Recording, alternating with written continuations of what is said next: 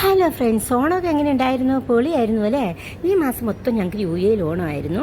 നമുക്ക് കേരളത്തിൽ 3 ദിവസമല്ലേ ഉണ്ടാവുള്ളൂ. പക്ഷേ ഞങ്ങളുടെ ദൈവത്തിൻ്റെ സ്വന്തമായ നാടായ യു എയിൽ ഞങ്ങൾക്ക് ഈ മാസം ഫുൾ ഓണമായിരുന്നു. ഇതാണ് ലാസ്റ്റത്തെ ഓണം, ലാസ്റ്റത്തെ ഡേ ആണ് ഇന്നത്തേത്. ഞാനും ടിൻ്റെ മോനും അമ്മായിയും കൂടി ഓണസദ്യ കഴിക്കാൻ വേണ്ടി പോവുക.